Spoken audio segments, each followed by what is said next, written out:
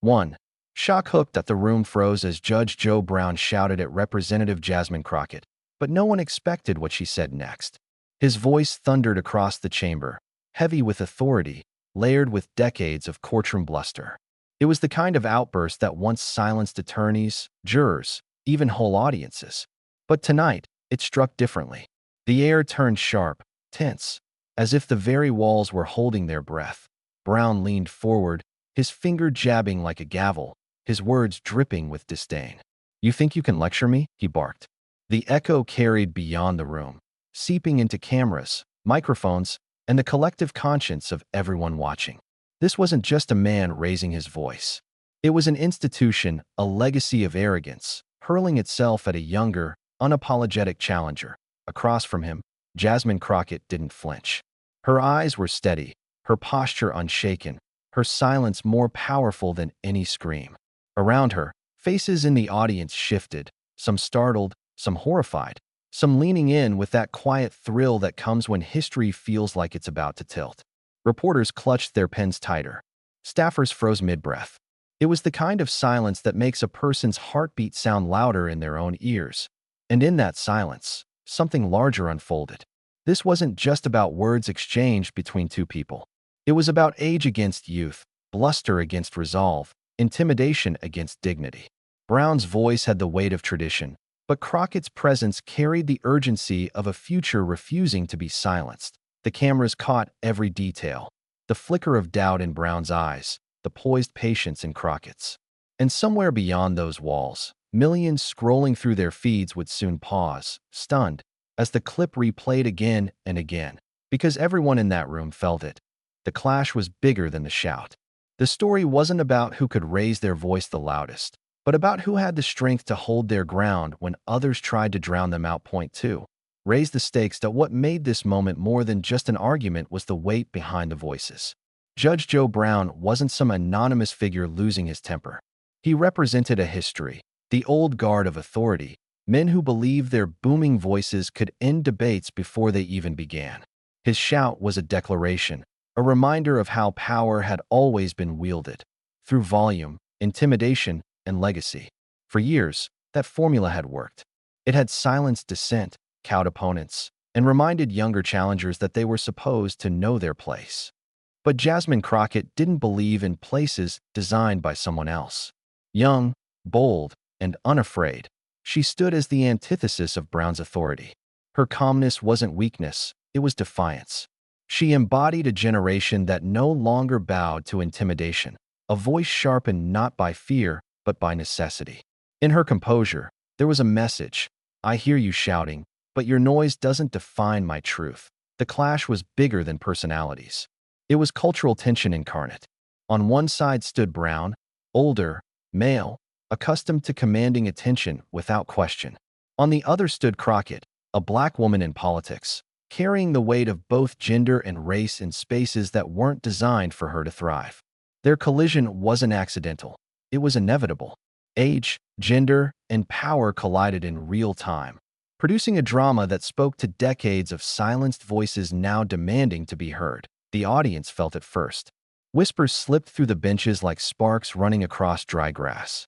Some looked horrified, others thrilled, all aware that something unfiltered and raw was happening before their eyes. Cameras whirred, catching every angle, every flicker of expression. Staffers exchanged looks, silently calculating what this confrontation would mean when it reached the outside world. And beyond those four walls, it already had. Clips hit social media in seconds, first as shaky live tweets, then as videos clipped and shared with captions like, "Judge Brown just lost it," and "Crockett holding her ground." Hashtags began to sprout like wildfire. On TikTok, snippets were looped with dramatic soundtracks. On Twitter, the debate had begun. Was this a sign of the old system unraveling, or just another shouting match in American politics? But for those who knew Judge Joe Brown, there was an added twist. This was a man rarely challenged, a man who had built a reputation on being the last word in any room he entered.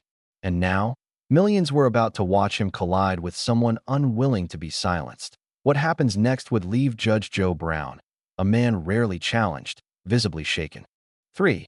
antagonist backstory. To understand why Judge Joe Brown's outburst carried such gravity, one must first understand the man himself.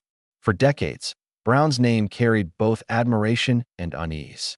He was a figure who carved out a reputation in American law and media with a voice that could shake walls and an authority that seemed unshakable. When people spoke of him, they often did so with a mixture of respect and wariness, as if discussing a storm that could either cleanse or destroy depending on its mood. Born and raised in Tennessee, Brown rose through the ranks of the legal world with determination and intelligence. His early years as a prosecutor earned him recognition, and eventually he became the first African-American judge in the state's criminal courts. To many, this was proof of progress, a symbol of barriers being broken. His television fame only amplified that image. The judge with a booming voice, the firm hand, the larger-than-life presence. For a time, he embodied a kind of rough justice that resonated with millions of viewers who wanted to see order imposed with certainty. Yet alongside the respect came another reputation, one for arrogance, for bluster, for refusing to bend even when humility was called for. His courtroom style often drew criticism. He didn't just preside, he dominated. Lawyers and defendants alike learned quickly that when Brown spoke, interruption was dangerous. He prided himself on control, on silencing those who dared to step out of line. Over the years, controversy followed him like a shadow. Critics accused him of outdated views, of clinging to a style of leadership that relied less on dialogue and more on intimidation. His booming voice, once celebrated, began to sound to some like the voice of a man unwilling to adapt to changing times. While he remained admired by loyal followers who cherished his directness, he was increasingly seen by others as a relic of an era when power meant shouting down your opposition. And yet, even his critics acknowledged his presence was undeniable. Brown was a towering figure, both physically and symbolically. In any room, he was the center of gravity. When he leaned forward, his words carried not just authority but the force of habit, decades of experience telling him that his volume would prevail. He had silenced countless opponents in this way. It was his trademark, his armor, and his weapon. For years, Brown thrived on shouting others down, but this time, it backfired. His voice, instead of sealing his dominance, exposed the fragility of his authority in a world that was changing faster than he was willing to admit. Shouting no longer guaranteed control. The very volume that once commanded respect now risked painting him as the embodiment of arrogance, an image at odds with the dignity and calm rising across from him. Because facing him now wasn't just another opponent. It was Jasmine Crockett. Point 4. Protagonist backstory. To understand why Jasmine Crockett didn't flinch when Judge Joe Brown tried to shout her down, you have to know where she came from. Crockett's journey wasn't carved out by privilege or power. It was shaped by grit, by long nights, by the unshakable belief that voices like hers, voices too often ignored, deserved not just to be heard, but to be respected. She grew up in Texas, the daughter of working-class parents who instilled in her both a love of community and a refusal to accept second-class treatment. In neighborhoods where opportunity didn't always knock, she learned early that survival meant speaking up, even when people told you to sit down. From classrooms to church halls, from the dinner table to neighborhood meetings, young Jasmine carried herself with a quiet but undeniable defiance, the kind that said, "I belong here, whether you like it or not." Her path into law and politics was never smooth. She worked her way through school, battling the dismissive glances of those who assumed she couldn't keep up. Professors sometimes underestimated her. Colleagues occasionally talked over her. She endured the snide comments, the subtle dismissals, the constant tests of whether she was tough enough. And each time, instead of breaking, she hardened. Each insult, each slight became a stone in the foundation of the woman she was building herself to be. When she became an attorney, Crockett chose not to chase prestige or corporate comfort. She chose the trenches. She represented clients who couldn't afford the luxury of high-powered firms. She stood by people society preferred to forget: working mothers, struggling families, young men targeted by a justice system stacked against them. And in those courtrooms, where the stakes were freedom and futures, she discovered her greatest weapon: composure. Shouting never won her cases, clarity did. Where others tried to intimidate, she dismantled. Where others tried to shame, she revealed truth. That clarity carried her into politics. Elected as a Texas state representative and later rising to Congress, she never shed the raw edge of someone who still remembered exactly who she was fighting for. She wasn't there to join the cocktail parties or the old boys club. She was there for the single mother struggling with bills, for the immigrant family yearning for fairness, for every Black woman who had been told, "You don't belong here." Her authenticity became her armor. While others rehearsed talking points, she spoke plainly. While others postured for cameras, she delivered receipts. Her speeches weren't polished for elitist approval. They were rooted in lived experience. That's why, when she clashed with colleagues or opponents, her words landed with weight. They weren't just her words. They were the echo of thousands who recognized themselves in her. Crockett knew what it meant to be silenced. She had lived it. And that is why, when Brown's shout cut through the chamber, she didn't shrink.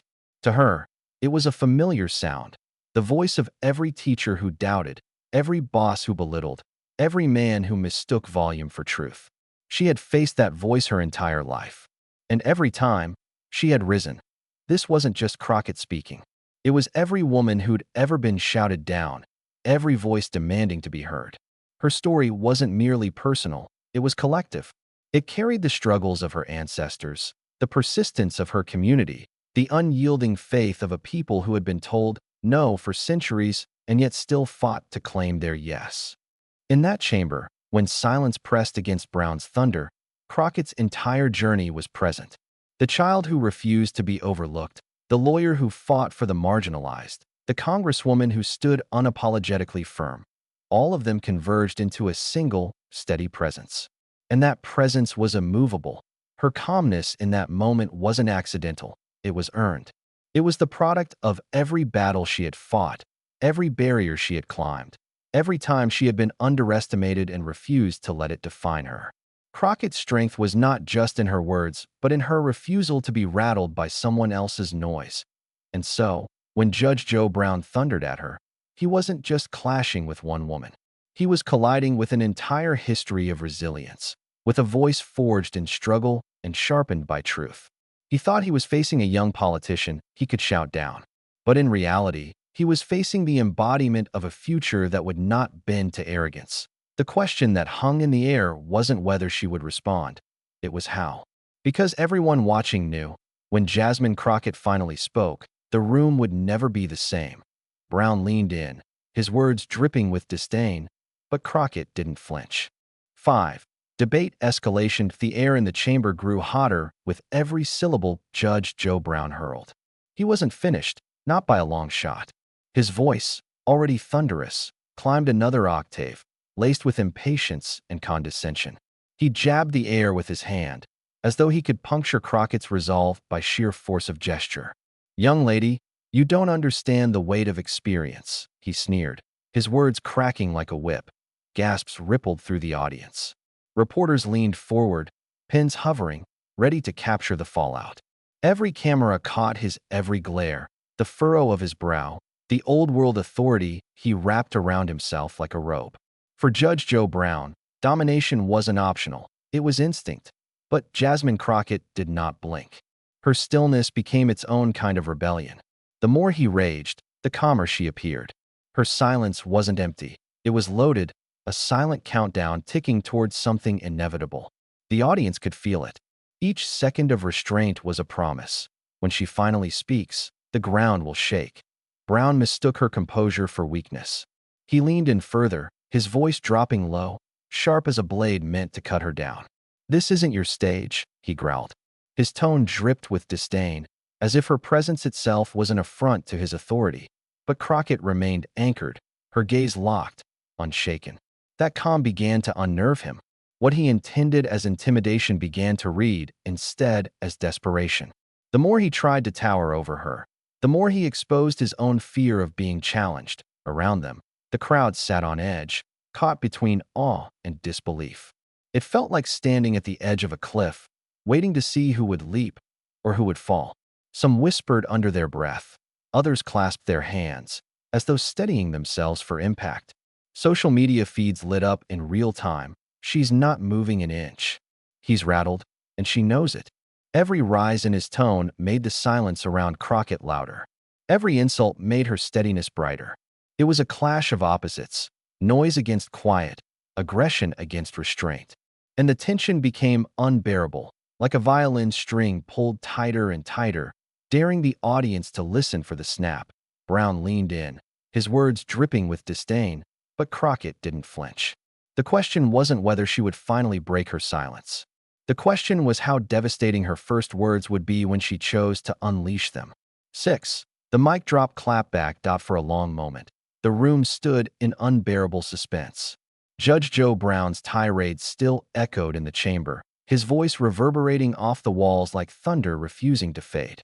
Yet all eyes were no longer on him.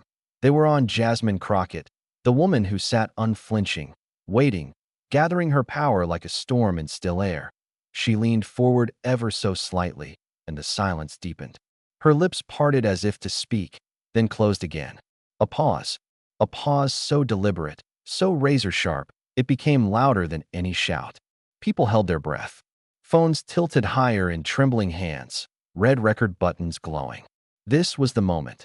And then, calm, clear, and precise, Crockett delivered the first blow. "Judge Brown," she began, her voice steady as steel. "You mistake volume for wisdom. But shouting doesn't make you right. It just makes you loud." The chamber erupted. Gasps cut the air, followed by laughter and applause that rang out like firecrackers. For years, Brown had lived off his roar, his capacity to dominate by drowning others out. And here, in a single sentence, Crockett exposed the truth. His thunder carried no lightning. The judge stiffened, his jaw tightening. But Crockett wasn't finished. She leaned in, her eyes locked on his, each word deliberate, slicing through the air. "You talk about experience as if it excuses arrogance. But the world has changed, Judge. Respect isn't commanded by fear anymore. It's earned by listening. Something you might try, if you ever cared to learn instead of lecture." The crowd ignited again. Whispers became shouts, claps turned into cheers. A ripple of exhilaration swept through the audience, the kind of collective release that happens when truth finally pierces through the fog of intimidation. Reporters scribbled furiously. Camera shutters clicked like rainfall. On Twitter, the hashtags were already flying. Hashtag Crockett Clapback, hashtag Judge Joe Shook, hashtag Respect. In TikTok edits began hitting feeds within minutes. Slow-motion clips of Crockett's calm delivery, paired with flashing captions. "Volume is not equal to wisdom." Soundtracks of dramatic drum beats underscored the moment, spreading it like wildfire across timelines. Brown's shoulders shifted. His earlier certainty began to crumble under the weight of her words. He tried to muster a smile, a dismissive wave, but the mask cracked. For the first time, his silence wasn't chosen, it was forced. He had been disarmed not by an outburst, but by a truth he could neither shout down nor escape. Crockett continued, her tone unwavering, her cadence precise. "You've built a career on silencing others. But the people you silence remember. And now, they have platforms you can't control. Every word you say in arrogance is amplified, and every attempt to belittle is exposed. What you call authority, we call insecurity." The audience leaned in closer, like churchgoers listening to a sermon. Every phrase was a revelation. Every line a blow against the image of invincibility Brown had cultivated for decades. On Instagram stories, clips spread with captions, "This is how you dismantle arrogance." On Facebook, threads filled with comments, "She said what we've all wanted to say to men like him for years." TikTok was flooded with edits splicing Brown's angry outbursts against Crockett's calm retorts, the contrast devastating. Brown swallowed, his throat visibly tightening. The man who once commanded every room now looked cornered, his authority eroding under the eyes of millions. Then came the final strike, the true mic drop. Crockett leaned back, her voice soft but slicing, the kind of softness that demands silence. "You want to remind me of your years on the bench? Fine. I respect your service. But don't confuse longevity with legacy. A legacy is built on truth, on dignity, on lifting others up, not tearing them down. And if your only legacy is shouting at those who dare to stand, then history will remember you not as a giant, but as a warning." The chamber exploded. Applause thundered, cheers echoed, And even those who moments ago seemed loyal to Brown couldn't help but acknowledge the devastating precision of her words. Phones shook as hands clapped mid-recording. Tweets poured in like a flood. Crockett just ended him. Period. Judge Joe Brown silenced by his own medicine. Iconic. That's how you clap back without raising your voice. Brown sat back, eyes darting, his earlier fire extinguished. His mouth opened as if to respond, but no sound came. His legacy of dominance, built on decades of silencing others, was shattered in front of a live audience, in real time, by a woman who never once needed to raise her voice. Her words cut deeper than a shout ever could, and suddenly, the judge who had silenced so many was the one left speechless. And as the echoes of her clapback reverberated across the chamber and the internet alike, one truth became impossible to deny. This wasn't just a clash between two individuals. It was a generational reckoning, a collision between arrogance and accountability, between the old guard and the new. And in that collision, it was clear who had the last word. 7. Aftermath shockwaves of the clash between Judge Joe Brown and Jasmine Crockett didn't end when the words stopped echoing in that chamber. In many ways, it had only just begun. Within minutes, the clips were everywhere, on Twitter, Instagram, TikTok, YouTube. One angle showed Brown leaning forward, finger raised, his face twisted in indignation. Another caught Crockett's calm, unshaken reply. Together, they formed the perfect narrative, the old guard raging, and the new refusing to bend. The internet feasted on it. Hashtags ignited like sparks in dry grass. Hashtag Crockett Clapback climbed the trending board, followed quickly by hashtag Respect Earned and hashtag Judge Joe Shook. In comment sections, ordinary Americans who had never once spoken about congressional hearings now poured out their thoughts. Finally, someone stood up to him. That's the energy we need. She didn't just defend herself. She defended all of us who've been shouted down. Memes erupted overnight. One viral post showed a split screen, Brown yelling with the caption, "Volume equals wisdom," followed by Crockett's serene face beneath. "Try again." Another stitched her words into a TikTok soundbite, remixed over a beat, and suddenly thousands of users were lip-syncing her clapback in solidarity. Even teenagers who knew little of courtroom politics were reenacting the exchange, turning it into a cultural flashpoint. But the reaction didn't stop at the grassroots. Commentators across the political spectrum weighed in. Progressive voices called it a defining generational moment. Crockett isn't just pushing back on one man, one columnist wrote. She's dismantling decades of entitlement that have gone unchecked. Liberal talk shows replayed the clip with glee, dissecting every phrase of her response like analysts breaking down a championship play. Conservative commentators, meanwhile, scrambled.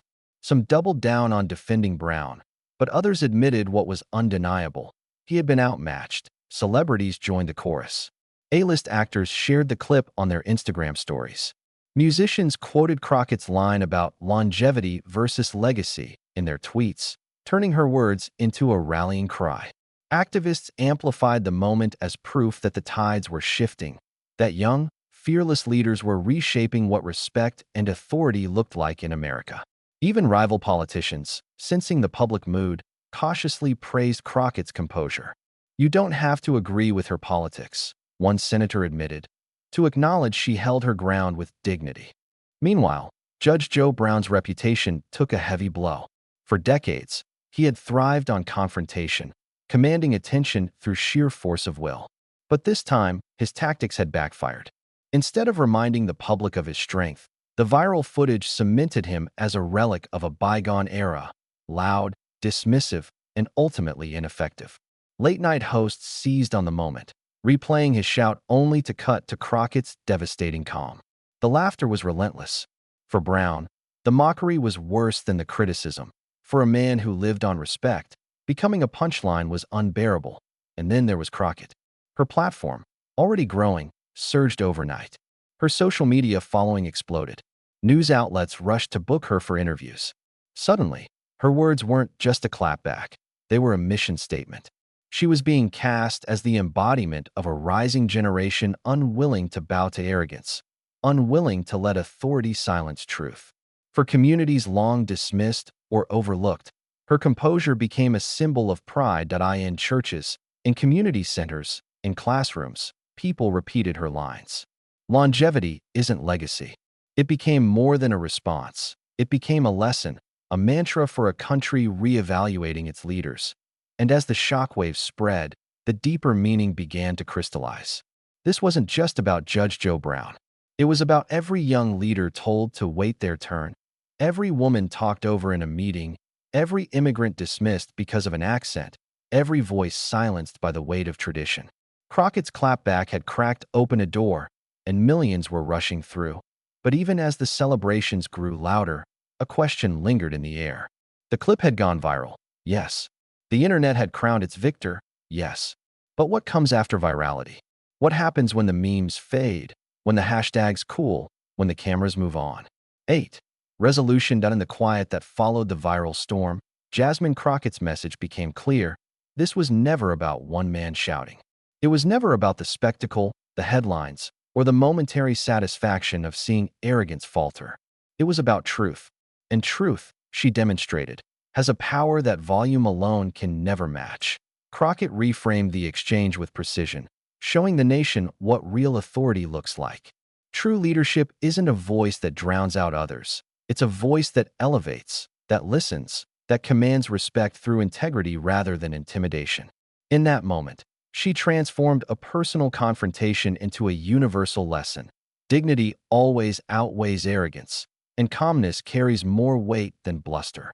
For viewers, the resonance was immediate. People across communities recognized themselves in her steadiness. For those who had been silenced, for those who had been talked over, for those who had been told to wait their turn, Crockett's response was validation.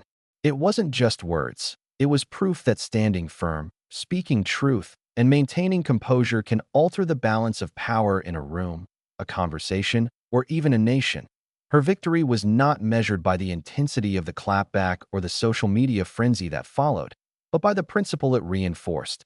Intimidation can make a moment loud, but it cannot sustain influence. The applause, the shares, the memes, they were merely echoes of a deeper reality. Respect is earned through courage and clarity, not volume. Influence is built through consistency and moral authority, not through the fear of others. This lesson extends beyond politics. It touches every aspect of life where power is wielded to silence others. In boardrooms, in classrooms, in families, in public spaces, the dynamic Crockett confronted is repeated endlessly. Someone raises their voice to dominate, to intimidate, to assert control. And yet, when met with calm clarity and unwavering truth, the shouting loses its power. It exposes the fragility beneath the bravado and reminds us all that integrity is enduring, while anger and bluster are fleeting. Crockett's exchange with Brown also underscored another universal truth. Progress requires courage. Standing up against a figure who embodies tradition, authority, and fear is never easy. It demands confidence and clarity. It demands an understanding of one's own worth, and a refusal to let someone else's arrogance rewrite your reality. Her calm defiance wasn't merely tactical, it was transformational. It illustrated how one person, grounded in truth and dignity, can inspire millions and reshape the narrative in real time. By the end of that confrontation, the lesson was unmistakable. The shouting may have filled the room, but it was the quiet power of reason and resilience that ultimately commanded attention. The viral clips, the trending hashtags, the endless debate, they were manifestations of one immutable truth. A voice rooted in truth and guided by integrity will always outlast the loudest voice in the room. This wasn't just a clash between two people. It was a reminder that voices rooted in truth will always outlast voices raised in anger. Every echo of Crockett's calm defiance reverberated as proof that courage paired with clarity reshapes not only individual moments but the culture around them. And as viewers reflected, shared, and discussed, one principle crystallized. Intimidation is temporary, arrogance is fragile, but truth, delivered with dignity and conviction, is timeless. In a world too often defined by who can shout the loudest, Jasmine Crockett reminded us all that the lasting impact comes from who speaks with integrity, purpose, and unshakable resolve. 9. Outro. Judge Joe Brown shouted, but Jasmine Crockett's clapback left him in regret. That simple truth captures more than a courtroom moment. It encapsulates a lesson for every space where arrogance meets courage, where bluster faces calm, and where intimidation confronts integrity. Crockett's composure wasn't just personal, it was universal. It spoke for every voice that has ever been silenced, dismissed, or underestimated. This moment reminds us that dignity cannot be silenced. That calm, reasoned truth carries far more power than anger ever could.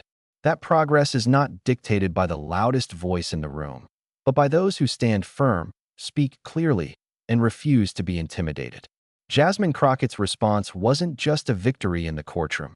It was a blueprint for resilience, a testament to the enduring power of truth over theatrics, and a call to action for anyone who believes in justice, equality, and respect. If you believe dignity should never be silenced, share this video. Let your friends, your family, and your communities see what happens when courage meets clarity. Let them witness a moment that proves one steadfast voice can challenge the old guard, reshape narratives, and inspire change. Subscribe and join the movement, because voices like Jasmine Crockett's need to be amplified. Stand with those who refuse to be intimidated. Celebrate those who speak with integrity. And remember that every act of courage, every refusal to bow, and every insistence on being heard creates ripples far beyond a single room. This isn't just a story about a shout or a clapback. It's a story about power, dignity, and the truth that will always outlast noise. Share it, live it, and carry it forward.